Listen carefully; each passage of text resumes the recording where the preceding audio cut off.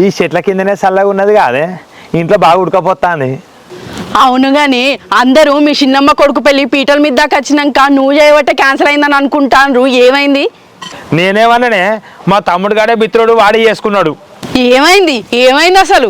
ఏమైందంటే మా తమ్ముడు నేను ఒకసారి అది వరకు ఒకసారి పెళ్లికి పోయిన కాడ తాళి కట్టేటప్పుడు భజంత్రులు వాయిస్తాను. మా తమ్ముడు అడిగిండు, ఏందన్నా గిట్లా తాళి కట్టేటప్పుడు భజంత్రులు వాయిస్తారు అని అడిగిండు. అడిగితే ఇక పెళ్లి పిల్లకి ఎవరైనా లవర్ ఉంటే వాళ్ళు ఆపుండి అంటారు కదా, అందుకనే భజంత్రులు వాయిస్తే వాళ్ళకి కింద రాదు అని చెప్పిన అన్నట్టు. గట్లా ఇక్కడనేమో పెళ్లి మొదలైంది. ఇక తాళి కట్టే సమయానికి ఇక మనకి డౌట్ వచ్చిందట, దమన ఎవరైనా లవర్ ఉంటే ఆపుతారు, మరి ఎందుకైనా మంచిది అని చెప్పి భజంత్రులు ఎవరు వాయించకుండా నేను తాళి కట్టేటప్పుడు అని చెప్పిండట. ఇక చెప్పిన వల్లే అక్కడ ఉన్న వాళ్ళందరూ ఎందుకు వాయించద్దు అని చెప్పి అడిగిల్లట.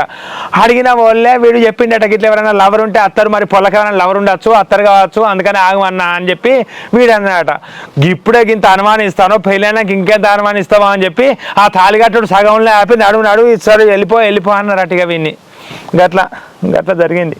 ఓష్ని పాడు తెలియని ఏదో చెప్పి పీటల మీద పెళ్లి క్యాన్సిల్ చేసినావా? ఛీ, నేనెందుకు క్యాన్సల్ చేసిందే, నువ్వు కూడా నన్నే అంటావు. నేను ఉన్నట్టు చెప్పిన, పెళ్ళయ్యేటప్పుడు భజంత్రులకి అందుకనే వాయిస్తారు, ఎవరొచ్చే ఆపుండి అనుకుంటా.